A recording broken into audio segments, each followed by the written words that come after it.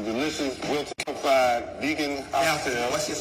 Especially for you. You do have an African-American man that's a vegan. That's a rare. I've never met one before in my life. Second one. I've never met one before in my life. You're like a rare species. I'm from the country though, so I ate rabbit and see? I ate so much. Yeah, I don't experience all the meat. Me neither, bro. I ain't even So that's vegan. no butter or nothing. Everything vegan. Yeah, everything vegan. Yes. Have meat ever been cooked in that? Listen to me. It's just for you. When I played it. Okay. Oh, man, I appreciate That's that. for you. We eat nothing. So wait a minute. I came vegan like 2015. For no reason. But you ain't never cheated. In 10 years, you never cheated. Nah. You never had a lie. You put me on vegan noodles. I didn't even know they had vegan noodles. You never had like what? Noodles was vegan. So you never went and had chicken back after you was done? Oh, I still want to have some chicken. Like I be tripping. I be looking at chicken videos. That's real discipline, though. You watch chicken videos. I watch chicken videos. Lemon pepper. I watch. I just thought you watched videos. I just got back on the chicken. That's the best decision of my life. Best decision of my So life. man, y'all man, just get whatever you want, man. Just get in, get down. I'm so hungry. I'm just trying to figure out what we can eat. So man, right before we eat, which one of you brothers would like to bless the food? Don't We're ask gonna pray. Good Lord, thank you for everyone's taste buds. Close your eyes, Lou. Close your eyes. For the vegans, for the non-vegans, Yes. let this food be for the reason of the season. In Jesus' name, amen. Amen. Reason of the season with no season. Reason for the season is the vegans. So man, I got one first question I want to ask y'all as we get down. I want to know, what is the biggest myth that society has about black fathers that we're sick and tired of, that you want to address and be able to let know that it is the biggest myth ever about black fathers? That we ain't there. I'm about to say. I'm just gonna say that we deadbeats. We might not be there. We be across the street, grandma house, something. Like We down the street. might not be in the house. Fact of the matter is, studies show that black fathers are the most present in their kids' lives. Really? Your talk, man. Amongst all demographics. Wow. On top of that, single fathers have a higher graduation rate and lower incarceration rate than single moms and dual family households combined. That is a fact. So if you were raised in a house, so you know. So then with those stats really being relevant now, where is this myth still continuing to come from, you think? Narratives. Think about it, right? We all watch TV. Everything that we consume comes from either through a phone, TV, or film, right? There are people who have agendas, right? And part of that agenda is creating a separation between men and women in our communities. It's always been that way. It is a fact. We can't act like it's not the case. It is the case. The easiest way to disturb the distribution of black wealth from generation to generation is to eliminate the nuclear family. How do you eliminate the nuclear family? You take the father out of the home. So if you want to show a race of people, right, who are dysfunctional, you constantly show them on TV in one way, which means when you have producers who are creating shows, who's going to be the villain? The black guy. Who the rapist? The black guy. Who the absentee father? The black guy. Because they get to choose those things. I say people in pain speak louder than people in peace. So people don't have a father. Like when you get cut with something, you're gonna holler. But when you're okay, you're gonna walk and float. So I think people who don't have that, they speak louder and they take that. It's like some of the things more popular in the culture ain't that lucrative. And some of the things that, Retire if you mastered these AI tools. Teenagers are building businesses with AI, while the only AI you know is ChatGPT. Tomorrow morning, we're starting the 28-day AI challenge for beginners over 50. Just 15 minutes, a day to level up your life. In 1 week, you'll feel unstoppable. In 2 weeks, you'll have your strategy. In 3 weeks, you'll wonder why you didn't start sooner. Tap the screen to join us.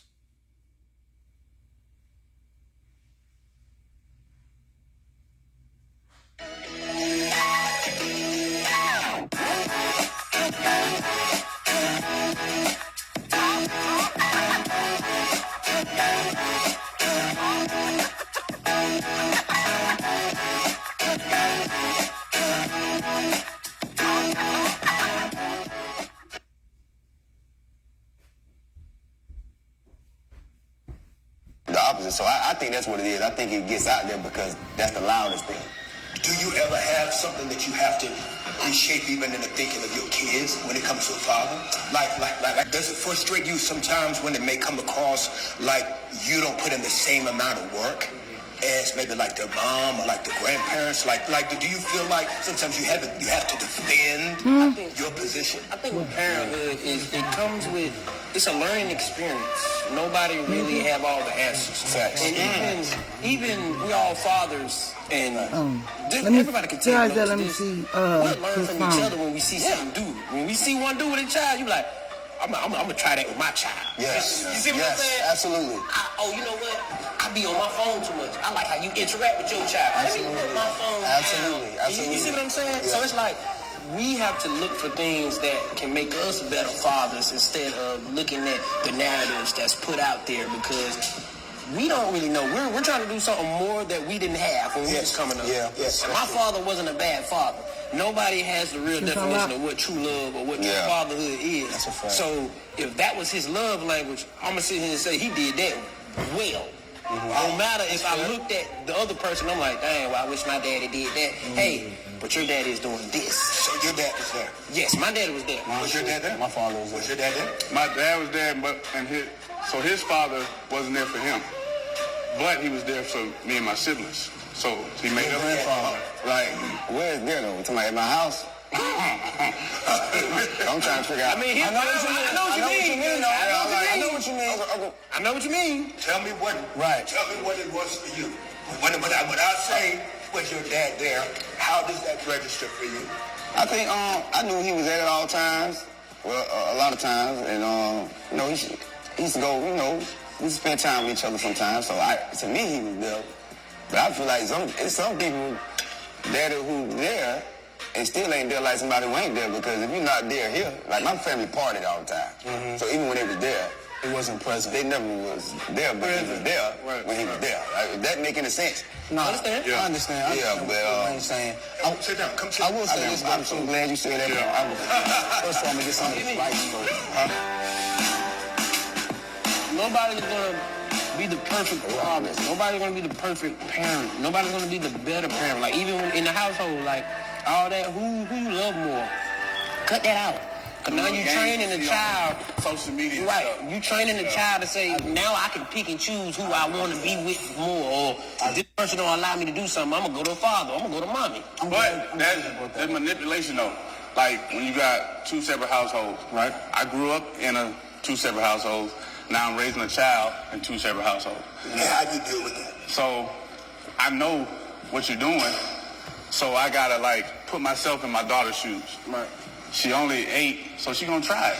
I'm not gonna get upset at her for trying it. You're gonna try it, you're gonna bump your head.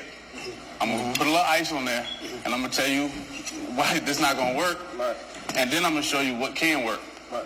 You ain't gotta manipulate me versus your mom or your mom versus me. That's to get what you need. That's the part. I was a manipulative child. You see what I'm saying? So I'm talking about I used to get in trouble when my Uncle Chunk had died.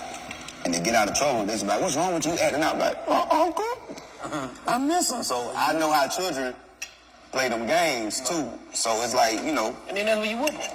I ain't want to say this on camera, but I mean, we grown. That was wrong. at a young age, my children, they listen to me. And I got 10 of them. But see, Up. You got how many kids? Down by they're the still down by the manipulating. riverside. That's what's going on. He's populating and manipulating. I was down. I got 10. So You and your girl. I'm me and my girl. Come on, Kurt. Down by the riverside. What that mean? Yeah. My dad had a lot of kids. I got a lot of kids. So I had 7 kids by the time I was 22. And what happened? You don't miss my boy 22. But I'm asking though, so you and your girl decided to have a lot of 5 grams of protein. Baby Bell, the fun kind of good.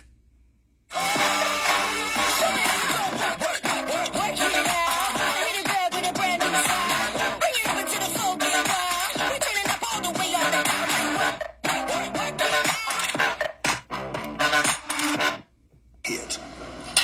Girl. No, I got a lot of baby mamas. Oh, okay. Well, okay. The queen of the children, because they don't like when I say that. Facts. Okay. Yeah, I stopped saying baby mama. You gotta say queen of the children. I say queen of the children. Now, was this by choice? Like, did you do you have non-traditional relationships with these women? Oh yeah, they most of them stay close around me. One of the mothers of my kids, she stay in Kansas City, but most of them they stay right around my house. So it's like they got keys to my house. You know, All 7 got keys to your house. Well, like I only got 5 baby mamas. And all 5 of them have keys to the house. 2 of them, because they got the most kids. It's 3 and 3. He And they can't stay with me. Even the star. Hold on now. How does that work? Huh? How does that work? No, all seriousness. If separate baby mamas, right, got the key, because I'm just eat. like I got a key lock on my door. That's a combination code. I know who got the code, and I still get paranoid. If I had multiple baby mamas, but the spirit of the house is intact though. Oh, it's a beautiful spirit. Yeah, that's why. Okay. He might tell you why. Cause the kids are there, so I can't take everybody to school. So their mom got open access. She might come wash one of my kids. She might come wash all your clothes because she let her clothes pile up. So it's basically like a community, and it was a family structure. It could have been an ugly situation, but I feel like How'd you make it beautiful? Jesus. Honesty. It was really Jesus. I tell everybody, no matter what situation you're in, we all gonna put ourselves in the mess. Right. I'm just straightforward about my mess, you know, and my sins turn into wins. Hold on. Let's let that marinate. That's good right there. It's because as humans, sometimes we really do try to quantify sins. You know what I'm saying? We try to make one sin this, another sin that, but the truth is, I love how you said that because we're all sinners. Oh, yeah, for sure. And need a grace every day. For sure. Brother, if you knew my sins, you know what I mean? It's like I don't ever want anyone to think that because you do something for a living that you just all right. It's like, bruh, you know, there is a need for God's grace on my life, just like need of your life every day. So your level of transparency and vulnerability is very impressive as a black man. Cause he sent me to child support to make him go find him. So Courtroom. Like being in that courtroom. I don't know nothing about it. Let me open that for you. No, I got it. Oh, okay, all right. But see, You pray for a drink of water too? You pray for a drink of water? Man, he was on my show, and that's first my sister might pray. no, this is me. Listen, I pray for food. Yeah, this is me. I ain't never prayed for no liquor gang. I ain't gonna lie, that's true. So watch this. You got 10 kids, man. 10 kids will make it, man, it'll make you, but I'm gonna be honest though, what I learned by having my kids, every time I put them first, my life elevates. Wow. And I had to learn how to put them first by putting myself first. And that's it. I had to put me first. You first. I had to put me first. 'Cause I feel like you only can love somebody as much as you love yourself. So I feel like if my dad and my mama and them was doing a lot of other things in life, I'm like, they only could get their love. They were giving me their love. But they love this. If I got $500, I can't give you $1,200 unless I go put myself in debt. And I feel like when you borrow your debt from yourself, that's what create anxiety, stress, which allow diseases to be more prone in your body. So I feel like you only can love somebody much you love yourself. And once I start putting myself first, you know, getting into the word and all this, I learned how to put my kids first, and that's when my life elevated. And I feel like my parents, I don't have nothing against them because they didn't know. They was trying. I remember my mom, some month before she passed, she was trying everything to find that. She was going to church and everything, but she didn't know. The only thing you had to do is put yourself first. I have a different mentality, though. Okay, share with me yours. I don't ever put my kids first. Right, and it's different. I've been with my wife since I was 18. So we've been with each other since we was kids. And how old were you when you got married? Yeah. I was 26 when I got married. Okay, so you started 18 and got married. 8 years together. So y'all had a beautiful opportunity to just be friends for a while. Yeah. That's beautiful. And I learned through that process that if I try to put myself first as the father, right? Let's be honest. All of us as men will sit here and be like, I'm the man, I'm the leader of the household, right? How could I be the leader and put myself first? That's not what leaders do. Like in my family, my grandfather, Army guy, didn't say much. But one thing I knew, he was putting everybody before himself. Like my grandmother came first, the kids came, and then my grandfather took care of himself. My father did the same thing. Wow. And what I learned in life is the more I focused on my partner, the mother of my children, and I made sure she was good, she was able to reciprocate that. Yes. And when my kids saw it, they were That able to tea. see, oh, that's what a living, Now that's loving tea. relationship looks like. They were now involved in our relationship the same way. We speak honestly and open in real time. Any issues my kids have, they have the confidence to come to me because they've seen that their mom can come to me, and I'm not going to be like, it's a safe. So it's a safe space. So for me, as a father, it's like, you know what, I want. This is the quickest way to Very clear out stuck good. poop. Oh, I have to poop, but it feels stuck. Create a space where everybody knows that they safe. But you know where that comes from. Even just, I'm just hearing both sides, right? Even all of our stories are different. You feel what I'm saying? We're all raising kids on a different level. Wayne is doing it the right way when it comes to people with different, multiple partners. Correct? There is a blueprint for love. What do you mean by that? A blueprint for A love? blueprint for love when it's saying, first of all, you got to find Jesus. Jesus is love. I like where you're going You with see what I'm saying? And I would think it's crazy. Because everybody's doing what they're supposed to do. Because they're leading off with love.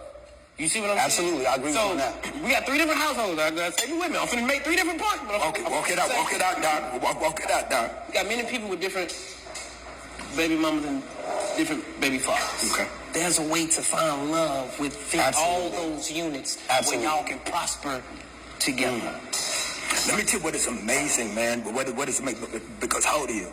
I'm 33. See, now what is amazing is that, you know, now I'm the OG at tables now, which is wild to me. But now I'm the only guy at the table who didn't have his father. So I did not have a father. Didn't have a father, didn't have a mother.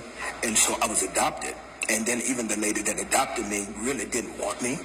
And so all I knew was the rejection of not being accepted. Understandable. So when I hear you guys talk with the level of confidence and even fluidity, like y'all have a level of confidence to even see life different, to see relationships different, and there's no space for me to judge you. It's just space for me to be able to go, man, I wish I would have had the same type of beginning, because I do believe that the reason why y'all are so confident to think differently is because you had a man somewhere in your life. My dad. Yeah. And you can't deny that. That's real. I tell everybody, bro, like growing up, people have action figures or sport figures or heroes. I didn't want to be like Mike. I want to be like my dad. Me too. So your dad is a fact. That's crazy. Your dad was around? Yeah, my dad was Your around. mom and dad married? Yeah. You know what's beautiful about it? Because, you know, me and you talk all crazy. He doing the same thing. And me and him cool, for real. And I realize what it is. If somebody come from that type of background, I feel like you're a vessel to how our relationship go. But see, I'm coming from the streets, so it's different. You know what I'm saying? My mom and dad ain't home.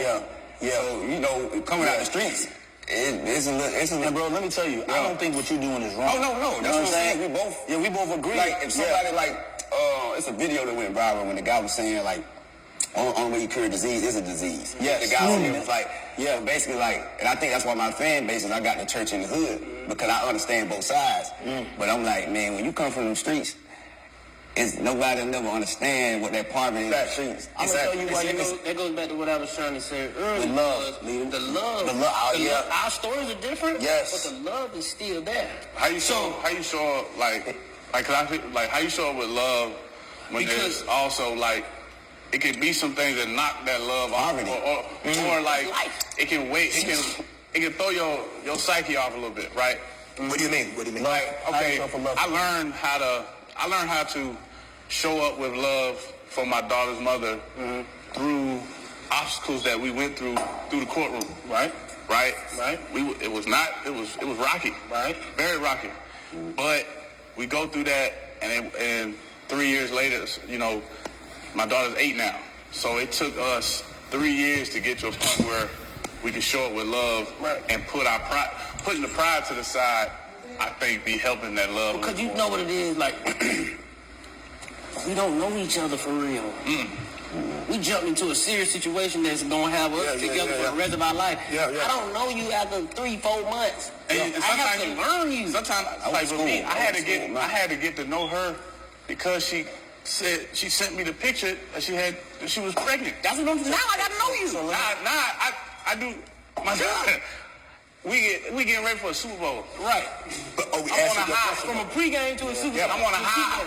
But Luke, are we answering your question like you asked the question? I want to answer that thing. Okay, go ahead. And this is a big part that men don't want to talk about. We all got to use better discernment before we lay down with these women. Wait a minute. Hold up. Let's let that marinate. Come on. Let's let that marinate. This side for a reason. But I understand. No, when I look at his relationship, like, man, I really follow you. I'm like, man, that's beautiful. Me too. No, it is beautiful. And coming from certain places, you really wish, like, no, I wish. I'm like, oh, I wish I would have grew up. Yeah. In a certain. And your daddy taught you that, though, right? If I'm being honest, no. Who taught you that? So I got a brother. My brother's 2 years younger than me.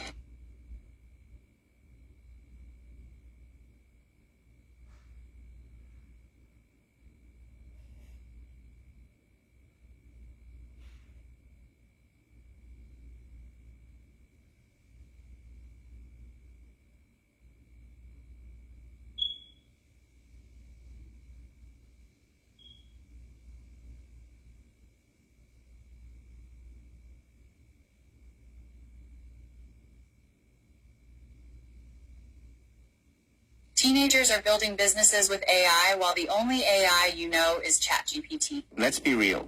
Most people over 40 use ChatGPT like it's Google. Copy, paste, ask a basic question, move on.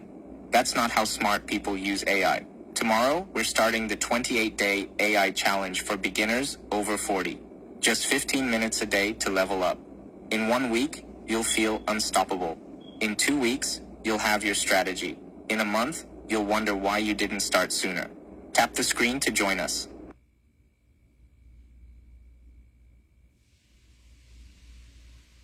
How Texas families can eat whatever they want. So is that your mom? No, that's my grandma. Wait, what? How old is she? She's like 60. She's 60? She looks insane. All my friends are like, is she almost that big? I'm like, no, she's eating a hot dog for God's sake. So who's that? That's my mom. What? She looks incredible. And that's your dad? Wow. I need to know their secret. It's a super simple thing that Chuck Norris does, apparently. Seriously, in 1 month, everything changed for them. Is it like a workout? No, they don't work out. Okay, I have to know what this is. She showed me a video on it. Hold on. It felt like my entire body was on fire. I remember waking Chuck up and telling him, you need to take me to the hospital. At the time, I had no idea I'd been... Right? He got 4 kids now.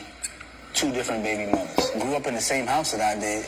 You know, didn't get married until he met his third woman now that he's married to, right? And I don't want to put my brother out there, but I even had to learn how to have empathy for my brother in the same house. Because I used to look at me, why are you making such poor decisions? Then I had to think about it. Me and my brother grew up latchkey kids. Both my parents worked. So my parents was out the house. I got up. I got my brother ready for school. We went to school. I picked him up from school. We got home. My parents didn't get home till 7 o'clock. Me and my brother raised each other in the house. You know what I'm saying? I was in the streets, but I wasn't a street kid. I was in the streets, but I still go do my Rubik's Cube and stuff. My brother was in the streets. Yeah. So his life was curated by Flatbush Avenue and tennis court where he grew up. Mine grew up at Andrews Huddy Junior High School with more artistic kids. So I feel like my life was curated by what I saw a lot of times on television because I looked up to things, right?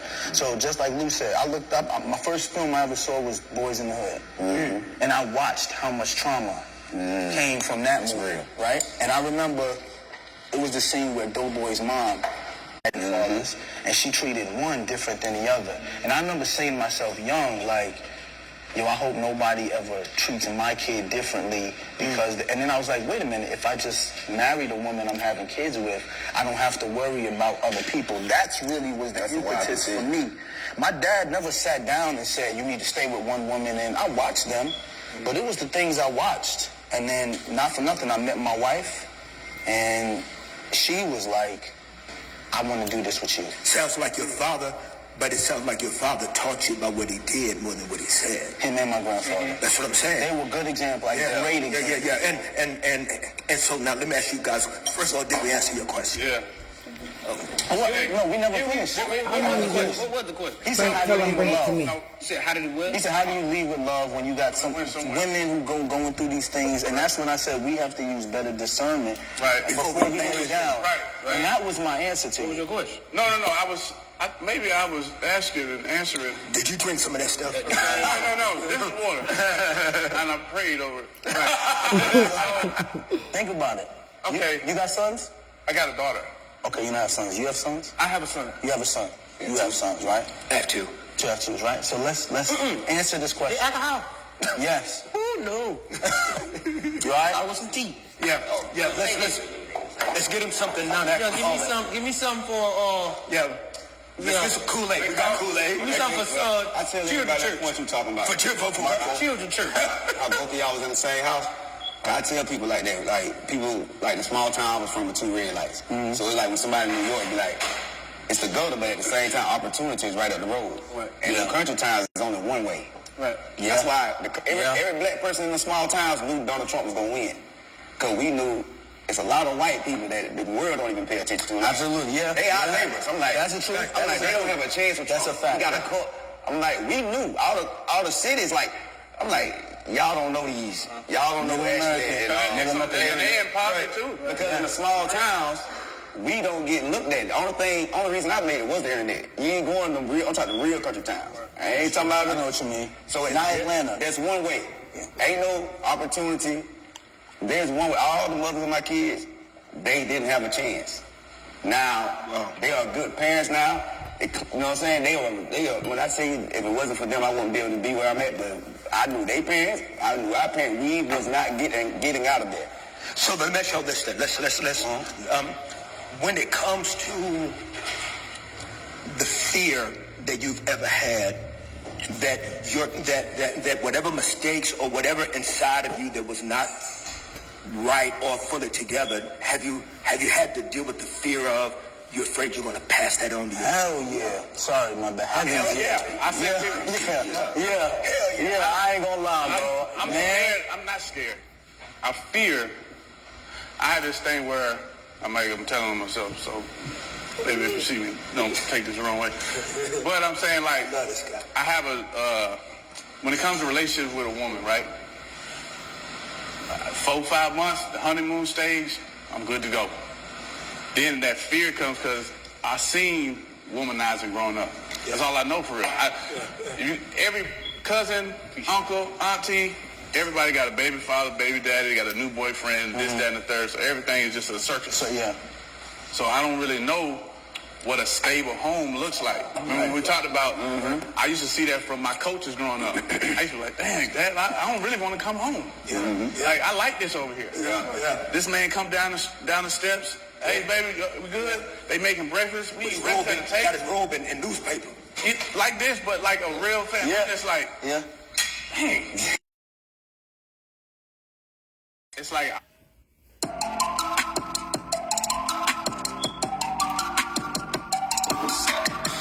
I want to get that to my daughter. Obviously, I couldn't do that with her mom, right? So my next thing is, okay, the next woman that's going to be with me locked in, I want to have that household, but it's the fear of, am I going to mess up like they did? You know how you get rid of that fear? Tell your kids your fears. Tell them. I spoke to my dad for the first time a couple weeks ago. In a minute. I told this on the interview. I'll tell you exactly what happened. I was driving. My dad was in the passenger seat. My mom was in the back. And I was driving. My mom said something, and my father snapped at her a little bit. And now I'm in my car. So I'm like, hey, man, you just had a tantrum for no reason. You have to chill out. And then my father don't play no games. He looked right at me and said, hey, that's still my wife, and you still my son. And in that moment, I was just like, okay, this is going to go somewhere, and I don't want it to go. And I said, we'll talk about it later. So we went to the house, sat down in the kitchen for 3 hours. And my father sat down and told me every fear he had and the things he was concerned about from the time he had me. That's what gave me the realization, like, wait a minute, you got married at 21, had me within a year, had my brother 2 years later, so you were 23, 24. I know my grandfather didn't sit down and tell you how to be a dad or be a husband. So I said, how did you figure it out? He said to me, I'm still trying. And I said to myself, like, wait a minute, bro. He said that to you. Now, this is why I'm saying you need to tell your son.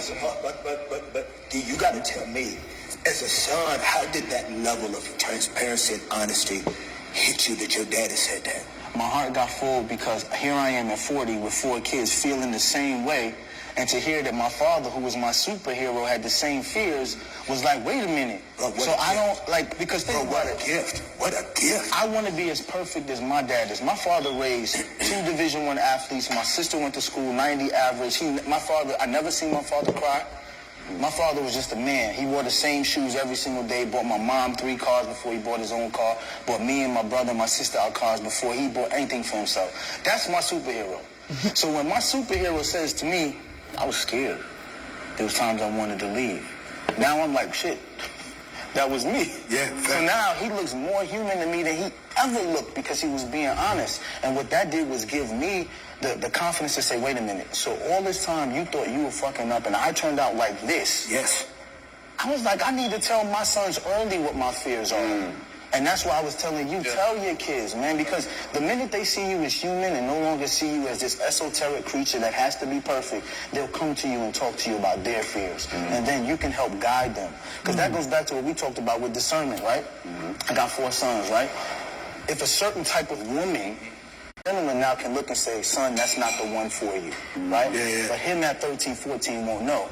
Us at 13, 14, nobody checked us or told us. So we ended up with women. My daddy told me. Oh, your pop told you? He told me. Now I have. He said, you're going to have a bunch of kids. See? You're going to mess around. I'm like, Get that conversation. the way God made him, you know what I mean? The only thing I can do to make up for it is try to not eat chicken. Because that's why you became vegan. I'm like, so now I be like, I got to at least do that. But this is discipline. Like, it takes discernment not to drink alcohol. You know the food killers. Everybody got to grow my foot cut off. So I'm like, hey, that's what I'm saying. Everybody hopping around. So he's like, no woman? I'm like, God, hey. We all know we died. Think about soul food. Yeah. We celebrate it. So everybody, Big Mama. And I knew I was making bad decisions. But I'm going to be honest. That's why I never judge a crackhead. So what's your biggest fear as a father? That God don't let me go. That's it. Because I'm like, I don't seen too much.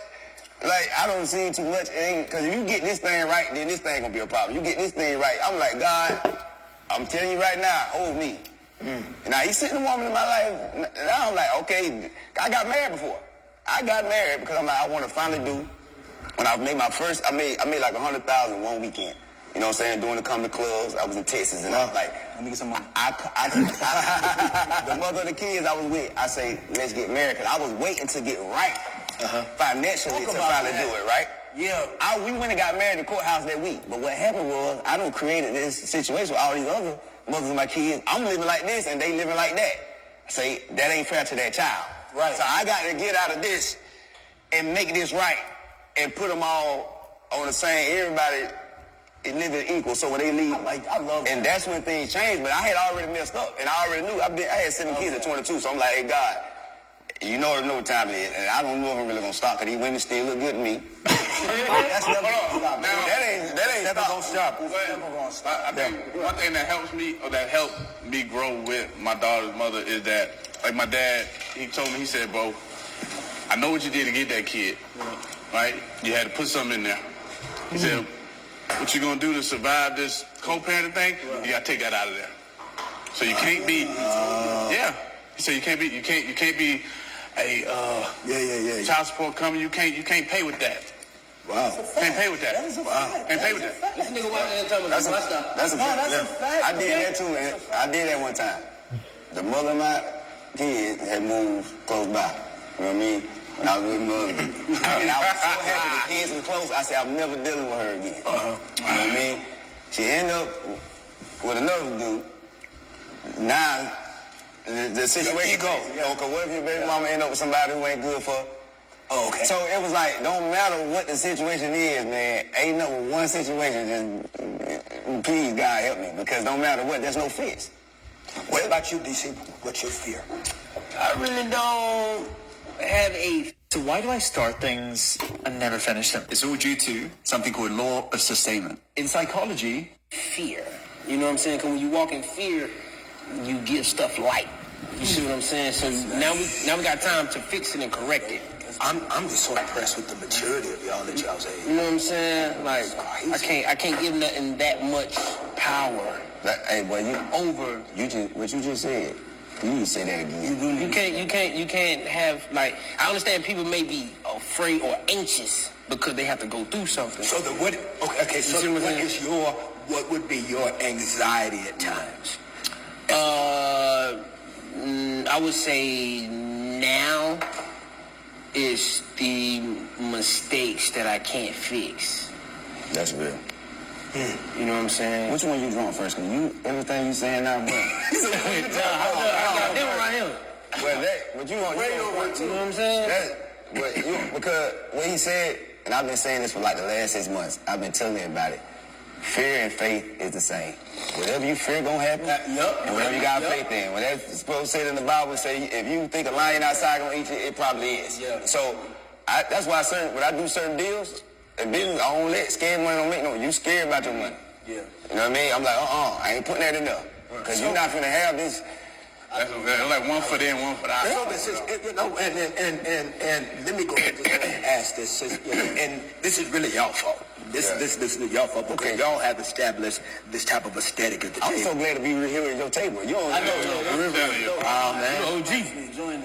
you don't know what you did. You don't know what you did for me, brother. When I told you that was part of that, like, 'cause you know, sometimes people when people in the streets, the Church of Georgia. Yes, sir. And my mama, like some months before she passed, she was trying to find God, and then the only music she would listen to is your music. You know what I'm saying? So I be listening to Down by the Riverside, man. Wow. To get me through a lot of things because you don't know what your music did. Wow. You was the first one that you brought people together in a way that the church couldn't. You brought our generation. Yeah. Seriously. They only listen to him. You brought I don't know if you knew what you was doing. Yeah. But you got street niggas listening to your music. Scott came into church. You are they Our whole demographic. It made church cool. Like some people think church ain't. It's like, we can walk in there without being about you. I talk about you on stage, man. I use one of your songs. And I want to know how much you're going to charge me for the rights of it. I want to ask you that when I came here, okay? I agree with him. Matter of fact, I'll let you answer your question, because I got a question for you, though. Well, go ahead, because I'm just humbled by these statements. Go ahead. I do have a question, because I don't have grown kids. And I've seen that you publicly have gone through stuff with your grown kids. Yes. And I just want to ask, and I know how I would deal with shit, but, like, how did you deal with people having opinions about, how old is your son? He just turned 37. So you're 36, you have 36 plus pregnancy, 37 years of life with this young man. Yeah. And people decided to have an opinion over what they heard for 30 seconds. Yeah. Can you please tell me how you dealt with that? Because I ain't gonna lie to you, bro. And the ad on top, you're a God-fearing man. Yes. People are putting you on a pedestal where they feel like you have no mistakes. Yeah. You can't say nothing like you're not human. Right, you're not human. You know that, bro. You know that. How did you deal with that? Because, man...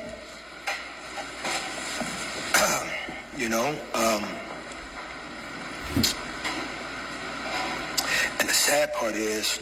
The number one food for regular BMs, huh? Okay, let's see. Fastest way to clear out stuck poop is by... I'm still dealing with it. That's the sad part. That was just an opportunity for the public to see what, as a family, we've dealt with. And I love him. I love him. He's my firstborn. I mean, that's my firstborn son. And, we've had many rough days. And he's got so much potential, bro. Can I tell you something? As much as I love my father, you know me and my father didn't talk for a long time. I couldn't wait to get out of my father's house. And this is part of the reason why I wanted to ask you that question, but also, people don't know what it's like to live with their dad. Yeah. I lived with my father, and my father was not. It's different. It is. Like, it's hard as a man growing up. My dad was 6, but I kept going back and forth, and there was a time where it was like, he's not there, but he got Alzheimer's. I don't know this. So I'm thinking, he don't want to be with me, not knowing he got a brain disease. Right. So I'm thinking I'm being neglected. Now I'm going to the streets. I'm thinking I'm following the same path of what we supposed to do because it's like, oh, this is what's supposed to happen when your father's not here. Oh, this is what's supposed to happen when you ain't got no daddy there. But my daddy was still there. He was being present whenever his brain allowed him to be. Wow. So imagine this. Your father living in the house with you, you think your father don't love you. Because your father's trying to hold you accountable as a man. Your father's trying to tell you the things that you're not doing wrong, and you 18, 19 years old, and you just thinking like, man, you just don't like me. I went through that with my pops. There was years in that house, I lived in the basement by myself. I ain't talked to my brother or my father. Because every time me and my brother met eye to eye, it was a fist fight. And my pops like, y'all not going to be fighting in my house. So for lack of a better word, I was like, fuck all y'all. Yeah. Like, and then not for nothing. And the reason why I asked that question is because I got 4 sons. I know there's going to come a point where we're not going to see eye to eye. Let me tell you this. I think that the biggest challenge is what he said and what you said. I think that being in church takes away your humanity. So you don't get the opportunity to just be human. You don't have the opportunity to make a mistake, because think about it, most dads make mistakes all the time. They just don't have to make mistakes in front of everyone. Exactly. And it was a mistake I made. You know, I mean, how I communicated to him was wrong. You know, I can't justify that. It broke my heart that he did what he did, but it does not still take away from the fact that how I communicated to my son was wrong. And I think that it is. I think that as fathers, there's some things that we have to learn that we will have to live with lips. We're not going to be fixed from everything. Everything ain't going to be well. Everything ain't going to be whole. There's some relationships that you got to walk, and it's going to be lips, and you know what you got to do? You got to win wounded. You gotta win wounded? You gotta win wounded. You gotta drag your ass across the finish line, blood dripping, leg broke, and you gotta win wounded. But here's the beautiful thing though. The beautiful thing is that when you do your best, God has this dope way of taking them seeds that you plant, and we may not live to see them. We may be gone. But someday, some way, God gonna water them seeds. And the little things that you try to do right, they gonna flourish. Because see, we sometimes want the glory, but instead of always wanting the glory as a parent, let's make sure that we just do enough so that they live their life. If they live their life, then our legacy will continue to live through them. Teenagers are building businesses with AI, while the only AI you know is ChatGPT. Let's be real. Most people... That's deep. It got me a little emotional because after speaking to my dad, like I'm trying to walk with my sons. But it'd be hard though, bro. And I'm gonna tell you why. It goes back to a question you asked earlier. You was like, how do you feel sometimes as a man? Do you feel like you get just due? No. I'm gonna be honest. I be in my house all day. I cook, I clean, I do schoolwork, I take them to track practice, I do everything. Like when it comes to that fatherhood shit, I do everything. And you know what's the first thing people say? You know, how Khadijah, she need a break. She got all them boys. And you know, my wife does her fair share. There is no she does more, I do more. We both do. But when you asked about how we feel as fathers, I honestly don't feel like fathers get enough just due. Because I'm just as guilty, yo. My father was dead. And the minute I got an opportunity, I thank my mom for everything. And I thank my mom and everything in part because my father was the one holding me accountable. So during the time, it was, and I'm just being honest, it was almost like I'm not even going to thank him.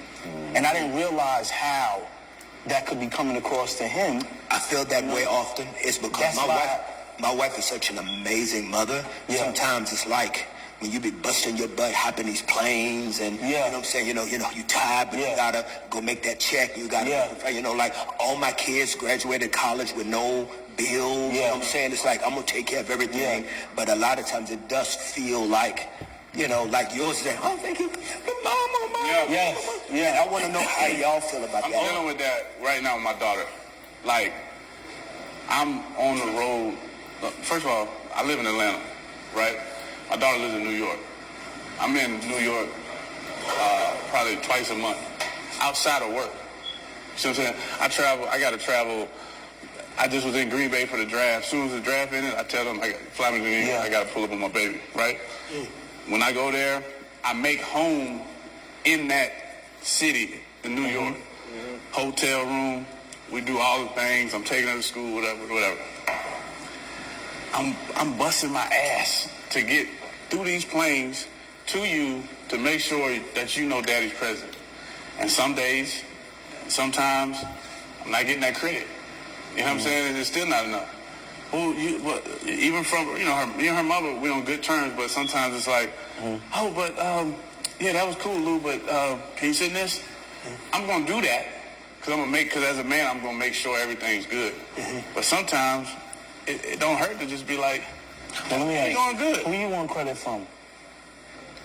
My daughter. That's who I want credit from. I don't care. That's I don't care what anybody else bothers me, man. Yeah. Sometimes I get it. You know what I'm saying? Sometimes I got good kids. Now, don't get me wrong. My kids are wonderful. But it is interesting that we're all talking about. Sometimes it feels like that they kind of detour around us. Yeah, because you're supposed to as a man. I mean, as a father, you're supposed to.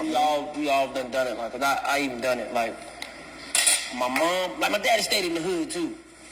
But my mom stayed in Adderville, my daddy stayed in Bankhead. I always thought my daddy was a little bit better because maybe my daddy was a little bit more financial, stable than my mother. But if I ever got mad over here, I'm going to go to my dad's house. But I know I ain't going to be over that long because I don't want to last over here for 2-3 days. I'm only coming over here to get this satisfaction. Right, like, absolutely. Yeah, it's better living. Absolutely. I'm going back over here where I can do what I want. Wow. Because even though it's better living over here, it's like I'm in here by myself. And it's not saying that he's not watching me. This is just the way that he handled his business. I sat right there and watched him. Now that I'm grown, I'm like, my daddy had a life. He had a purpose. I was just so happen to be his child. Wow. That's deep too, though, because people don't realize that. Wow. As a father, I do have a whole... You got a whole... Let me tell you something. That's deep. That's good. That is good. You know, as a matter of fact, let me ask you this then. With that, let's talk about the other woman in our lives. As far as... Here it comes. Here. Hold on, Lou. Hold on to yourself, Lou. Here it comes. You got me nervous. You ready, Lou? Because all five of us, all five, married or single, we still got this issue with this other woman. She got our heart. She got our attention. She got our focus. I know where you're going. And she can be a nemesis to them kids, to that other woman. I mean, and it's like, and we love her. My God, we love her, my boy. How do we deal with that love of career? Our calling, gift, that thing that keep us up at night, that thing that pulls us away from them at times. It's a purpose. It's once you understand your purpose, then you have to understand peace within self. But what about the fact that the kids don't always understand? No, it comes again to like what I just said. I was already born. My life was written already. Your life is written. I don't know what's in store for you, a part of this lineage, but the God I serve, I know you're going to be taken care of. So we have to be more attentive when it comes to fathers. So if we think something is missing, we step in. It's a lot of things we may want, we're not required to get from anybody. You see what I'm saying? Yeah. Because it's like... This girl was forced into an arranged marriage by her evil stepmother and sister. You marry Sebastian Klein and... Yeah, and we have to be appreciative when we do of whatever we get. For whatever we get. You know what I'm saying? So whatever that we're missing... You said that there's a real scarcity when it comes to being a daddy. When it comes to being a father, man of the household, it comes with all of that. Yeah, I agree. Now, it just comes with it. When you saying that woman, that career, he's saying like he gave it a name. But I call it the other one. We'll talk about that. Because I say that, and you understand what I mean? Yeah, I understand exactly what you mean. But I look at her, the career, she my main. She is because. But when you marry, it could be problematic. Never be my man. But one thing you got to do is you got to understand what the purpose is. See, God going to allow you to have time to figure out your purpose. And once you figure out your purpose, now you got to fit your purpose into your schedule, but make it your main goal. But don't make it your main, like it's over your family. No. Sometimes we might have to not go do our purpose because our family needs But it. see, I'm gonna say this. It was a dude in the streets. I ain't gonna say his name. I don't know if I'm supposed to say his name, but I was hustling. You know, I was coming up like 18, 19. He was like 26. He's a big dog. He told me that. What was your hustle back then? Well, I put it in the book. I was selling white girl. You know what I'm saying? You know, selling cocaine. You know what I'm saying? So he always told me, if this worked in the streets and I applied it here, he say, whatever move you make in the streets, I always think about your kid first when you going to bust a lick. He said, and you'll move different. Facts. And he told me that, and I feel like that kept me out of prison because I would never, that's what I never smoke a drink. I want the police pull up my car. I'm gonna wear this. And I think when you're in the career, when I do my career and I leave the house, I be like, I better go be since I got to do this, I better go be the baddest joke on the land. I'm not playing with this because if I do this right, it allowed me to be home. Like when I was doing skits on Facebook and stuff, I wasn't doing it just to make money. I was doing it just so I could build it to where now I can be home all the time. Yes. So it's like if you leave that house, I feel like you can't be playing with your career because you're really playing with your kids' time. So now he's in a situation where he's putting his first love into his schedule. I got time. What is his first love? What is his first love? That's what I'm saying. His career. So it's like I got time for you because I done put in the work. I done been with you enough to be like, all right. Cause my daddy, now I can fit you. My daddy used to be like, I'm busy, but you can't be taking no girl out of time. Why you hustling? Playing. And now you playing with my time. You better bring it back for real. If you got a car, you better have me some money put up. Cause now you playing with my time. So when I move, I think about my kids. I'm like, I'm out here on their time. So do your people, do your kids, do your significant other, is it something that you see is just an easy flow for you? No. Okay. I don't expect. There's tension. I don't expect. I know how I would do them if they were in my shoes. I would be understanding. I would see the bigger picture. I know that everybody's not going to see it from my point of view. So I'm all right. I'm already cool with it. I done talked to God. I know he got me. I'm covered. I got this armor. And then my purpose is my gift. So not only am I able to provide for my child and also spend time, but I'm also able to help others if they dealing with something. Yeah, but y'all still been a little too nice for me though. I'm waiting for them to speak. Yeah. Thing, right? You're not married. I'm on everything, bro. Me and you are married. Me and you are married, bro. Mm-hmm. There's days, and this is why it's so hard for me, I don't feel like I ever have enough time. Yes. And even for my son, bro, yes. I made every football game for my oldest son, but I missed his banquet. And you know what he said to my wife? That's why I'll never be an actor. You just miss so much stuff. See. My son is the oldest, and he's the one who will say to me that I know you out there grinding. But it don't change the fact that it hurts him. And I want to be, this is a fact, I want to be the biggest star in the world. I want to, right? That's what I want to do. But I know what that requires. Yeah, it requires that I'm away a lot, right? Yes. And now I'm in a situation where I can make a lot of money doing something that'll give me the autonomy to be with my family. But that's not what I want to do.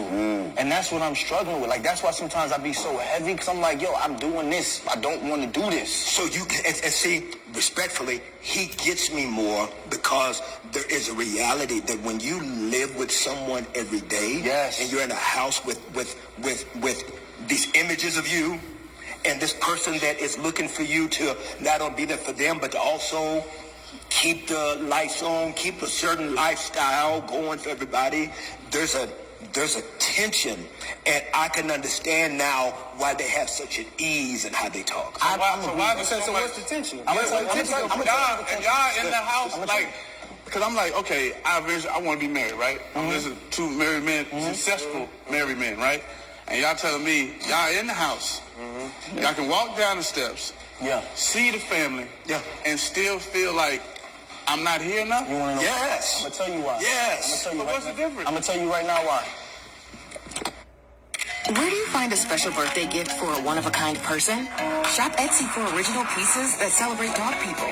We live in an age where women, too, are not just wanting to be homemakers. My wife has her own career. So you know how I got my side chick, that's my career? My wife got a side chick, that's her career. My wife just booked her first series regular role after having 4 of my kids. So now it's the time where DeVal got to be supportive. I got to step back. So now she has to go film. So when she has to go film, who has to step in and do all the things at home when she's gone? I do. But guess what? DeVal writing a book, DeVal doing a podcast, DeVal writing scripts. DeVal still also has to film. So while I was doing that and she got to just be a stay-at-home mom, DeVal never got a chance to be just a stay-at-home dad because the lights turn off if I'm not being myself out here. So now I got to balance and be myself out here but be supportive to this woman. And that's not easy. That's the balance that you've never dealt with before. Ever, bro. It's a monster. Here's what we're saying is that, man, see, the reason why you're great at what you do, the reason why you kill what you do, et cetera, is because we got this thing in us that is this doggone ambition. And to be great, you got to be a dog. You got to be a dog to go get it. And the fact that we black. So it's like you can't play no games with that. And what happens is that, unfortunately, it's the tension of something is going. I give you a prime example. This oldest son that I have. When I was 29 years old, I got this opportunity to move to Los Angeles. Well, I have him by another young lady. So by this time, me and Tammy got 3 kids. Well, by the time me and Tammy got 3 kids together, I have the son by this other young lady. If I move out of Texas, he's going to be stuck in Texas. Right. I had to make the decision, DC, to not take that bag. Because it was a nice bag. It was a nice bag to be in Cali. I was going to move to L.A., and I had to say no to it because I could not allow for that boy to wake up and his family is now. Okay. Now, can I cut you off real quick? Do you ever have regrets from that decision or no? I was about to answer that too. I know that bothers you. The fact that it bothers you that you had to leave that bag is okay, bro. I want to tell you that it's okay. No. Feel me. I'm dope with that. Yeah.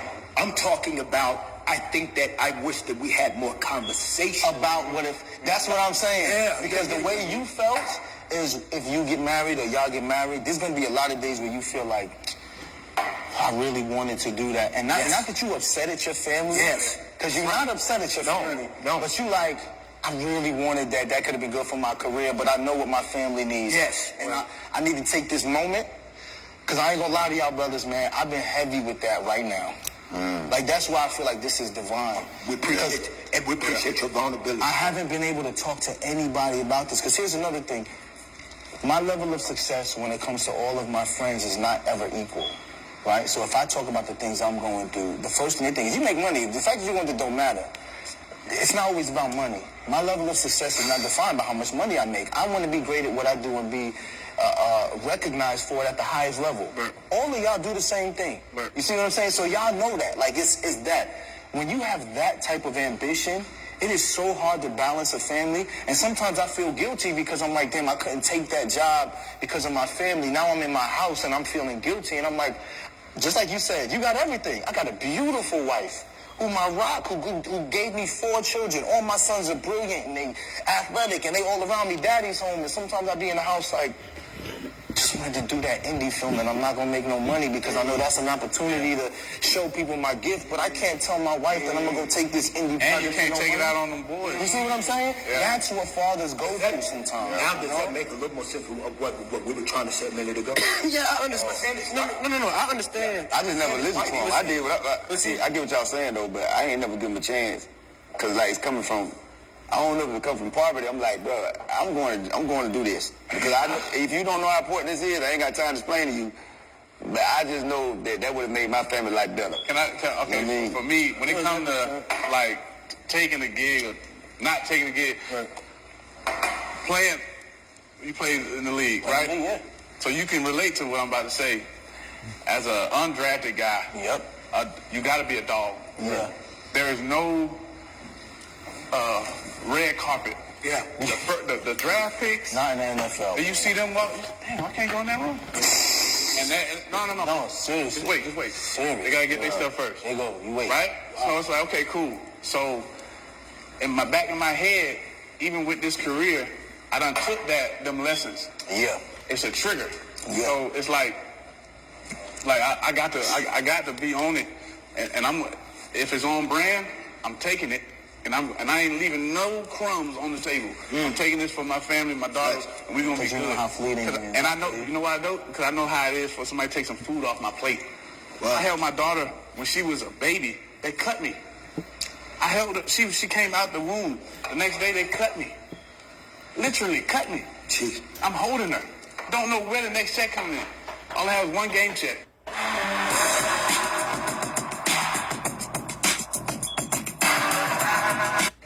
At that time, they cut me. I'm holding her. But I still had to show, they don't even know that. Her mama's on the bed, you know, you've been in the delivery room. So now, you have been very successful in your career, right? And you've had a long space where we have seen you rise in your celebrity, your influence. Right. And then we also saw you deal publicly with this loss, right? How were you able to balance, still get on stage, be funny, do what you needed to do, but still bring a level of vulnerability and sensitivity and compassion to your seeds like that at the same time? That was tough, bro. To understand your purpose and to understand the lane that God has placed upon me when it comes to Renaissance, we draw from emotion. So I don't have a therapist. God is my therapist. But he's willing to place me amongst people who's willing to listen to my emotions. And not only listen to my emotions, can learn from my emotions, but I'm able to express myself in a way of art where I also need it too.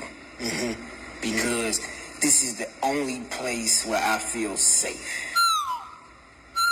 Hold up.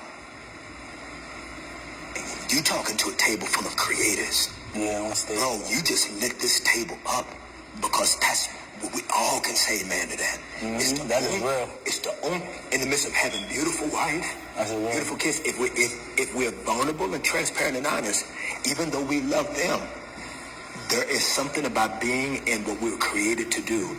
That it is a thing that lights us and makes us feel more alive and safe than anything ever could. You know what's crazy though?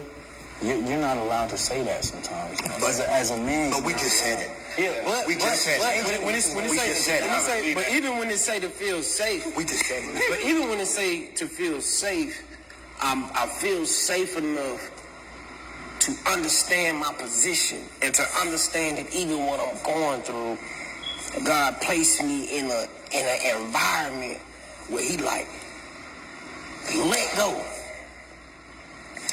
Unleash.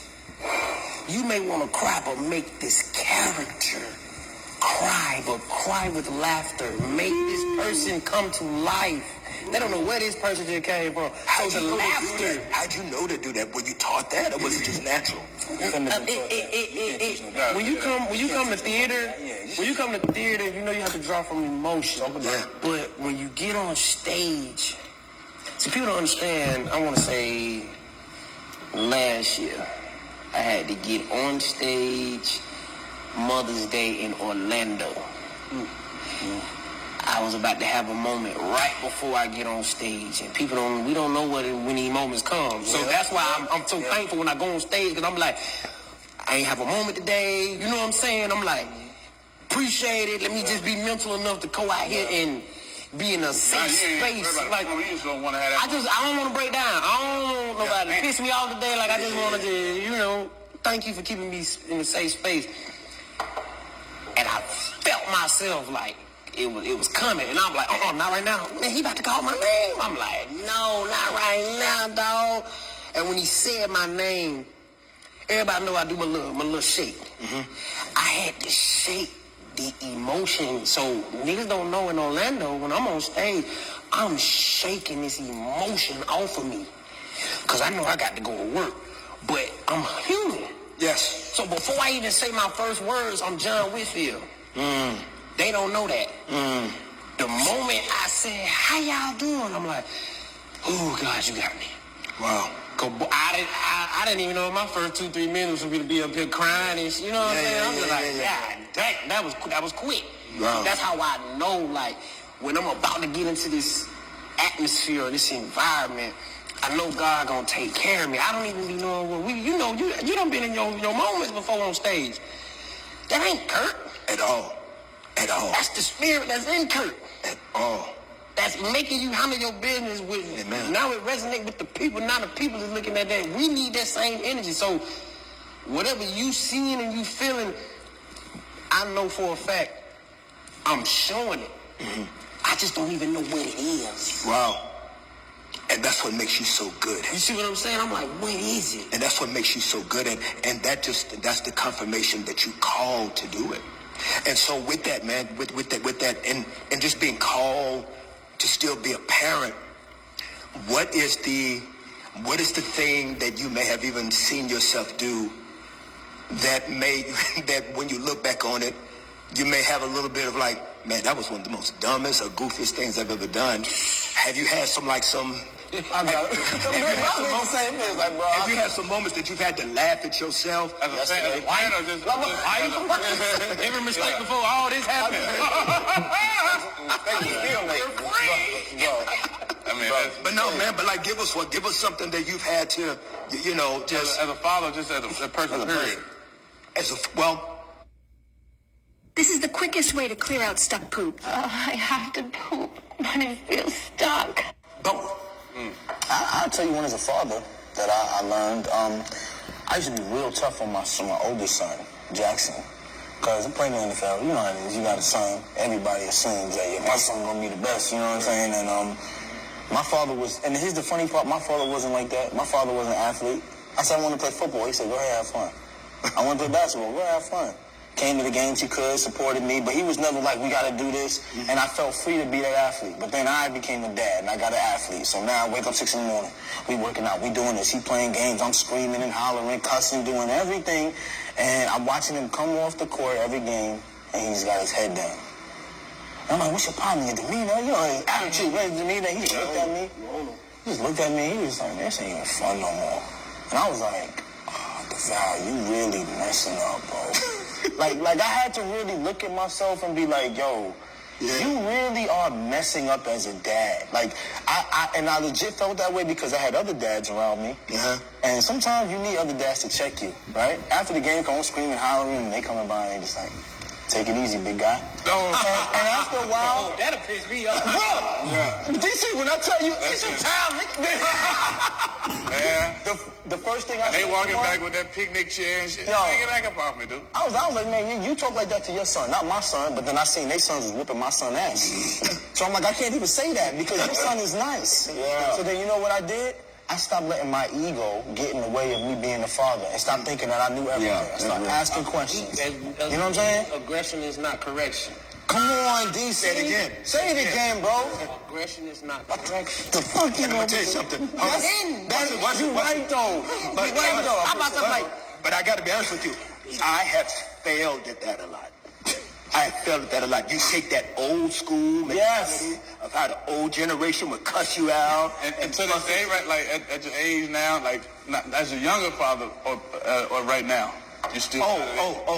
Well, even as an older one, if you hit the wrong buttons, I struggle. Mm. Yes. I struggle, and I'm not proud of that. But it works best. It works when you utilize it the right way. The old teaching does work when it comes to I agree with that. Great, because I don't want you to be out here and there's different agendas that grab you. But as us, comes to again when this is what I want to say too about the women, why they gravitate to the women. Men are not nurturers. No, we not. Our children supposed to gravitate to the. You supposed to gravitate. I'm supposed to learn how to make you gravitate to me like that. I'm not no nurturer. So how can we be better nurturers? We gotta learn how to be more soft in the household. Yeah. Or soft with the tone. I think you know what I'm saying? I don't know if I say soft, but when I just say soft, I'm just saying learning as a man, we learn how to speak to our wife. as a man. Learn how to speak to our children. Learn how to speak to, and this is not I learned. I can't say no nigga on the street. No, but see, but I learned, but I had failed at that. We all have. I think everybody can't get the same treatment of verbiage. You feel what I'm saying? So I'm realizing like that's where it was a Navy SEAL or something I met. I was playing with the Cardinals. He said, CYB, check your baggage at the door. I love it. So I love it. If somebody done wrong, my temperament is different. Yeah. If they done did something outside, when I come inside to my daughter, and that's where I said one mistake I made. She might have been like four. Like I'm at my nana house.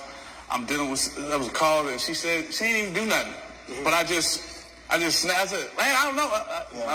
My voice got loud and my nana came out, God rest her soul. She came out of her room, her little, you know them picnic robes. She came out and she said, you sound like your dad. That ain't it. That ain't it. She said, no. She said, that ain't it. She said, get your ass up. You better go back in there. Wow. Did y'all whoop y'all? Anybody here whoop their kid? I just plucked that ear. I don't whoop. I discipline with understanding. Yeah. So it's like, I'm not whooping you. I want you to know why you're getting a whooping. I whooped my daughter one time. I want you to know why I'm whooping you. Tell me. Don't just say I'm whooping you. I want you to know, woo, this was inappropriate, woo. Now we're going to repeat it, say it again. Because if I whoop you again and you're saying this again, that means it's a habit. I told my sister this. I say, if grown people don't listen, what make think our kids gonna listen? That's why I whip my kids. We didn't say just whoop on them. I whoop with understanding. No, what I'm saying, I whoop mine. Yeah. Sit out. I was this like I whoop mine, and my baby mama used to say, when the mothers of my kids, and in the end, I used to tell all of them, I said, when them children get older, they're going to come to me because I kept it real with them. When they got older, I can't get my kids to leave my house. All their friends, I need to go. It is amazing. They used to have a collagen, they used to have a probiotic, a green juice. I replaced it all with it. Most of my children going to be at their daddy's house because I kept it real with them. My 3-year-old told her mom, she said, I don't got to listen to about my daddy. I said, because you try to be a friend. I'm gonna bring up that, you know when you about to tell somebody something but you don't want to say it, but you get that little sweat coming, but you got to say something real like that ain't it, dog. I'll say this though, I'm not against whoopings because I used to get whooped, toe up, right? Yeah. My grandmother told me, I was like, I was 13. I was like, why you beat us? You beat us if I spill milk, if I drop something, why you beat us? He said, she said, let me explain something to you. I grew up in the Confederate South. Yeah. Right? If you look at someone the wrong way, you too loud, your little ass will be up on that tree hanging and won't nobody care. Yikes. Right? That's what my grandmother told me. Della Mae Perry Ellis, right? From South Carolina. Della Mae Perry Ellis. Facts. And my grandmother didn't curse. So when she cussed, I knew she was serious. Yeah. She said, my job was to get you to your parents safely. My job ain't to be your friend. Yeah. I don't care if you like me. My job is to make sure that you grow up and you can be exactly who you need to be. You know what I saw in her when she said that? I saw pain. Wow. That means you grew up that way and you didn't know any other way to discipline me. That's why you did it. So I appreciated the fact that you were trying your hardest to discipline me. But I will challenge you with this, because I tried to challenge her with this and she whooped me. I said, Nana, when something happens to us by police, the first thing y'all always say is why we gotta resort to violence. Why couldn't you talk to them? Yeah. So it's like, why you can't talk to kids? Why would you resort to violence on your kids? And then say, why do other people resort to violence on our kids? Yeah. I can't justify one and then say to the other one is wrong. Yeah. So for me, I stopped putting my hands on my kids. So I'm going to speak to my kids unless, because there's always an exception. If one of my kids is being violent to another child, which I haven't had, or one of my kids is putting themselves in danger where they can really hurt themselves and the only way they're going to stop is from me stopping them, I'll do that. Yeah. But I also had to learn that I can't discipline all 4 of my kids the same way. That is a fact too. I had to learn that. I had to learn that it was tough, and I had to sometimes kind of put that heat on him. But then, I should say that part. I said beat on the camera. Yeah. I don't beat no more. But then put the heat on. But then when I would take that same energy maybe to the next one, the next one is like, bro, I'm not that one. Yeah, I don't need that. Yeah. And tell me. Yeah. And so I had to learn that, and that's what I love very much about listening to y'all, I'm going to be honest with you, and I'm not going to cap. I was not prepared to receive as much wisdom and knowledge from you four. Like you four came to the table, and it's like y'all brought like meals to the table. Like, I'm so impressed. A comedian really come from pain. I was going to say the same thing. When I tell you... You do know... Watch I was going to say... You do know that I brought like an extra pair of drawers, but I thought I was going to be laughing and crying so hard at this episode that I thought I was going to shard on myself or something. But I will say... First of all, you need to go get that check. I'm going to just say that. Pain, but we got a job to do. We know everybody else going through pain. We like, everybody got enough. So we got pain. We just use our humor to cover up the pain. We so used to being a Band-Aid. You know, I was expecting, Lou, for this to be just a rah. We should have had this nice food and a therapist. And it's fatherhood. We talking about fatherhood. It'd be different if we was talking about business. You hit the nerve. Comedians want to talk to people because everybody, they won't even let us be serious. But that go back to what I was saying. The stage is where I can release my pain to a way where you don't even know I'm crying. Yeah. So we're too busy laughing, but I'm crying. You know what's scary about that, bro? DC, bro, as your brother, what's scary about that is you shouldn't have to put all your pain into your art. You don't. You shouldn't have to. Because the reason why I say that, though, the reason why I say that is because, say for whatever reason, the stage is no longer available. Mm-hmm. What you gonna do with that? I put it into my creativity. Yeah. So it's not just literally the stage. Oh, no, It's just I get to create a space where I can let it out. Because in the real world, I can't release. Because you're a comedian. I can't, not even about me being a comedian, I just can't release. You know why? Almost like one of your heroes would say that. I can't release. It's like, even like Denzel, you know, he's very honest about, he's not a movie star, he's really a stage guy. Right. You said it correctly. Yeah, he could do that till he's 90-some years old. But I do think we're all moving around what the topic is. Talk to me. The fact of the matter is we shouldn't have to do that. Right. The fact that we do that and say, hey, I can, is we should be able to get into a round table like this of men and talk about our pain, talk about our fears, talk about the things that bother us.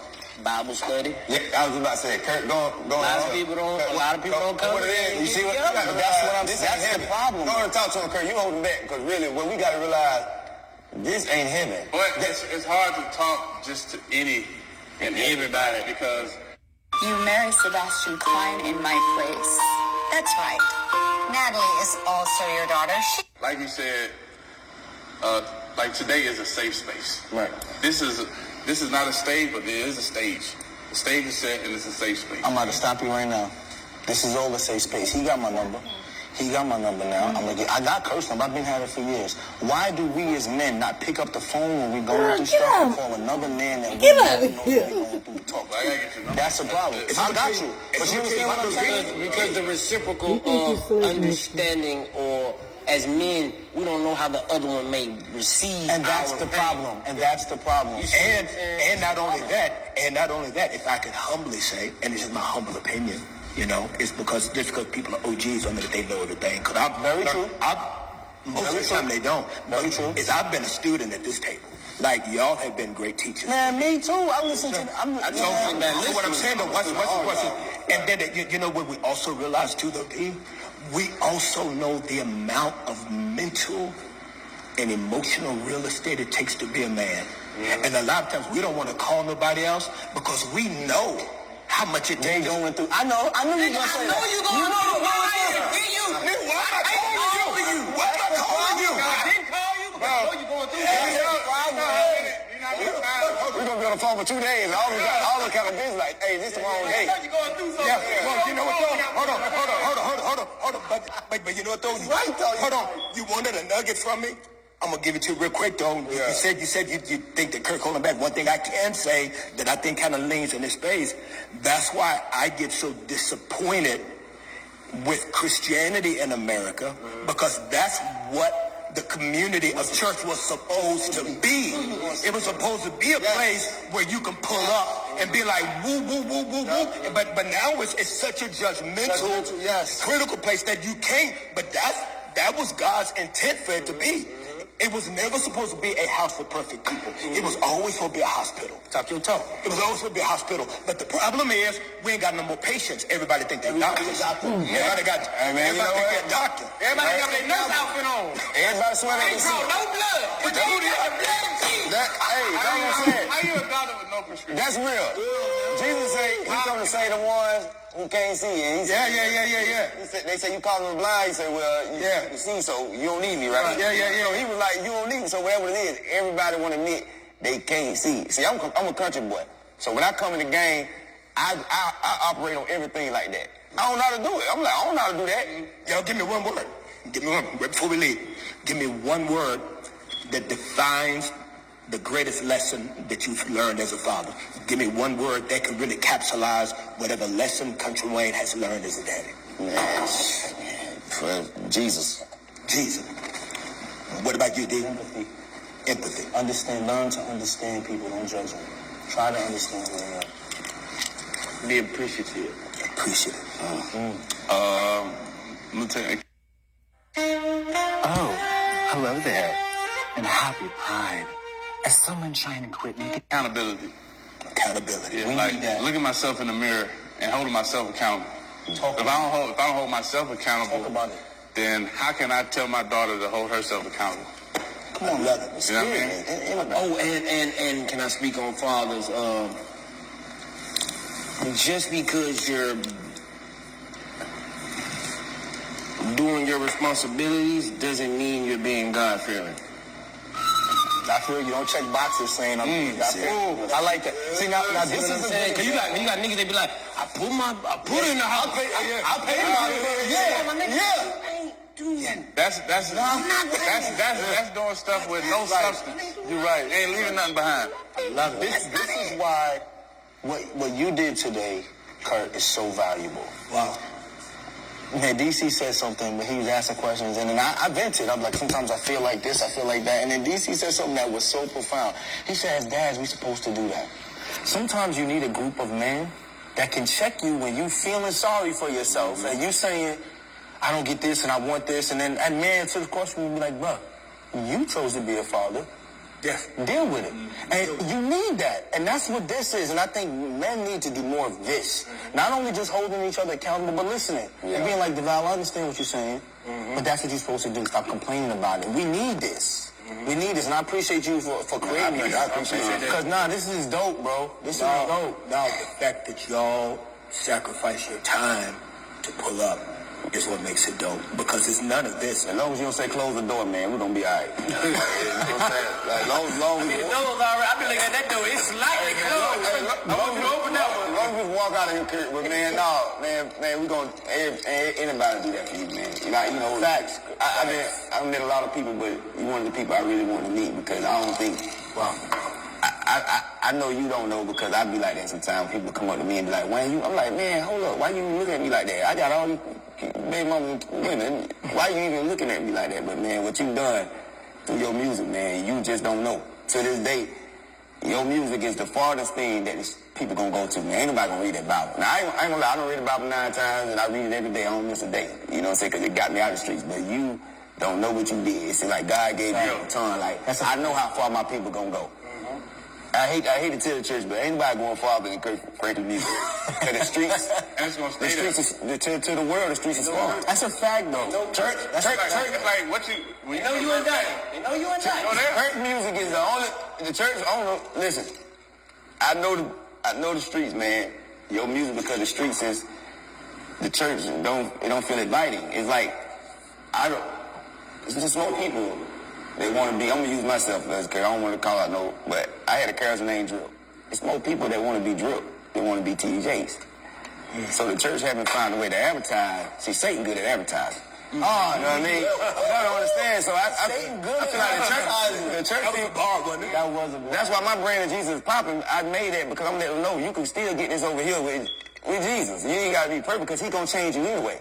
You remember what Peter said in the Bible? He say, there's some people out here using your name, Jesus ain't with you. He say, let them use my name because you keep saying my name, you're going to have to change anyway. So what you did with your music, man, is timeless. And I know you probably didn't know you was doing that because when God using you, you don't don't even know, but man, with your music was the thing that connected the streets and the church and everybody, because everybody agreed. That's the thing we all agreed on. The church like, okay, I ain't gonna lie. Bam, the streets like, yeah, I ain't gonna lie now. Hey, whatever this is, stomp. You know what I mean? People say, hey. My pastor was nobody has been able to bring and combine the world in that form, man. I was so happy for this, man. I was so happy to come. I was too, bro. Okay, that's enough. That's enough. I'm just saying, bro. That's enough. Thank you. Nah, take the flowers.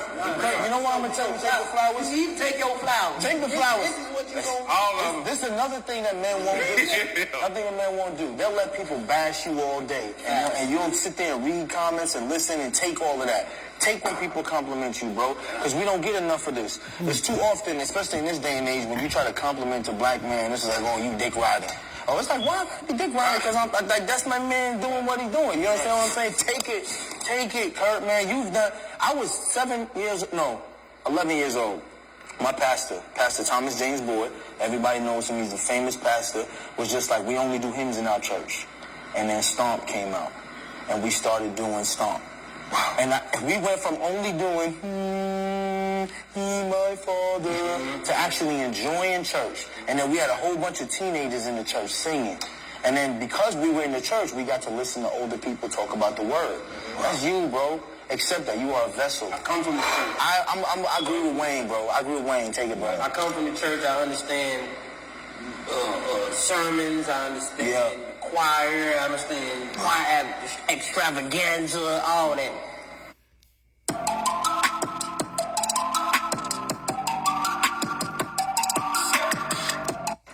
What you've done, you've bridged a gap. Yes. Where, like he said, people who may have been scared or feared to go, who may have not been raised in the church, who don't understand. Listen, God loves you. A lot of them people think that it's the opposite because we ain't perfect yet. Thank you. People don't understand that all Jesus' 12 homeboys was not perfect. Right? They weren't perfect. Amen. You understand? Amen. So, Amen. like you said, we got to get back into the congregation for them to understand that this is a place for healing. Yes. This is a place for teaching. Yes. And the Bible gives us instructions on how to live to be better. So all of this is because of love was in the situation. Amen. And God had his hands on our ancestors and on us to instill that wisdom in each and every last one of us. We wouldn't be able to make it this far if it wasn't for our spiritual background. That is a fact. We wouldn't have made it this far if it wasn't for our spiritual teachings. We wouldn't have made it this far if we didn't have that foundation to lean on, because everybody in here knowing that our own understanding would have got us somewhere else. That's a fact. That is a fact, DC. And you did it again. Here go church. And Here go church. This is church. This is church. Talk about it. This is church. There's water turn to wine. We're going to be on something else. You play sports, they say, I got family one. football. You know what I'm saying? So, no, real talk. You're right. God, family football. That's it. Right? That's like playing sports or any sport I'm doing is God, family football, or basketball, whatever I'm playing. But, like, your music, like Any Given Sunday, my favorite movie. Do you know Any Given Sunday? Yeah. That's when Willie Beeman started Willie Beeman. Willie Bean. But the song that's playing on the highlight. Yes. Do You Want a Revolution? Right. Come on now. That song was on. Was that 2001? My song was on my 2001. playlist. Talk about it, baby. It was on my playlist. Come on. When I'm getting ready for a game, Revolution is in. I got a lot of street stuff. Right. Boom, boom, boom, pow.